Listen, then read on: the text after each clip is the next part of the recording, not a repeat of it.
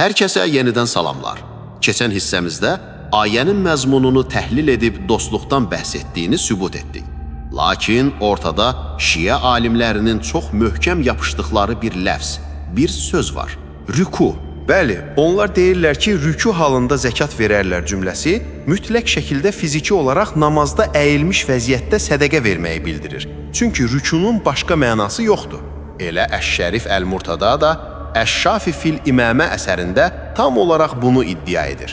Deyir ki, rüku həm dildə, həm də şəriətdə təvazu və təslimiyyət deyil, ancaq fiziki əyilməkdir. Amma gəl görək, klassik ərəb dili, cahiliyyə dövrünün poeziyası və ən böyük dilçi alimlər bu barədə nə deyir? Çox maraqlıdır. Ərəblər fiziki əyilmədən başqa nəyə rüku deyiblər ki? Ərəb dilində rüku sözünün əsl kökü xudu, yəni təslim olmaq, boyun əymək, zəif düşmək və təvazökar olmaqdır. Məsələn, məşhur cahiliyyə şairi Əl-Ədbət bin Qurey Əs-Sədi öz şeirində çox gözəl bir misal çəkir. Kasıbı alçaldma, ola bilsin ki, sən bir gün rüku edəsən, onu isə tale yüksəltmiş olsun. Yəni şair demək istəmir ki, sən bir gün namaz qılarsan. Demək istəyir ki, sən bir gün zəlil olarsan, kasıblayarsan, qürurun sınar. Yəni rüku sınmaq, təslim olmaqdır. Tamamilə doğru. Hətta ərəb dili alimi Muhammed bin Qasim Əl-Ənbəri bu şeirin şərhində açıqca yazır ki, rüku edəsən, yəni zəlil olasan. Bunu sadəcə o demir. Ən məşhur ərəb lüğəti olan Lisanul Arab kitabında 8-ci cild 133-cü səhifədə İbn Mənzur rüku sözünün lüğəvi mənasını xudu, yəni təslimiyyət kimi verir. Əbul Abbas Əl-Qürtubi, Əbu Heyyan Əl-Əndəlusi kimi nəhəng dilçilər də rükunun zəiflik və təvazökarlıq mənasına gəldiyini təsdirləyirlər. Bu o deməkdir ki, Əl-Murtadanın dildə başqa mənası yoxdur iddiası elmi baxımdan kökündən yanlışdır. Başqa şeir misalları da var? Əlbəttə.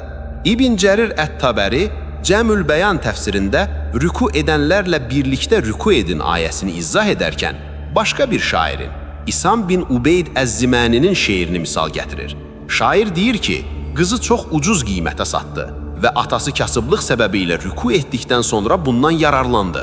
Atası kasıblıq səbəbilə rüku etdikdən sonra, yəni adam o qədər yoxsullaşıb, o qədər əzilib ki, məcburiyyətdən qızını satıb.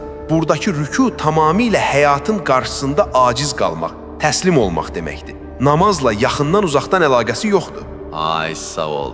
Bütün bunlara əsaslanan böyük alimlər, məsələn, Zəməxşəri, Beyzavi, Qazi Əbdülcəbbar deyirlər ki, vilayət ayəsindəki rüku da bu mənadadır. Yəni, ayə demək istəyir ki, o kəslər ki, zəkatlarını Allaha qarşı tam təslimiyyət, təvazu və xuşu içində verərlər.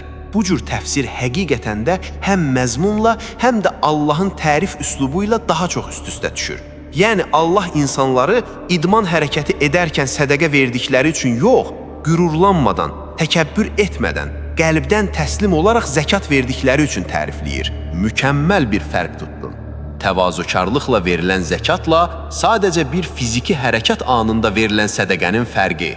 Yaxşı, bəs Quranın özü rüku və səcdə sözlərini başqa peyğəmbərlər və hadisələr üçün necə işlədib? Görəsən orada da fiziki məna nəzərdə tutulur, yoxsa təslimiyyət? Bunu da 5-ci hissəmizdə analiz edəcəyik.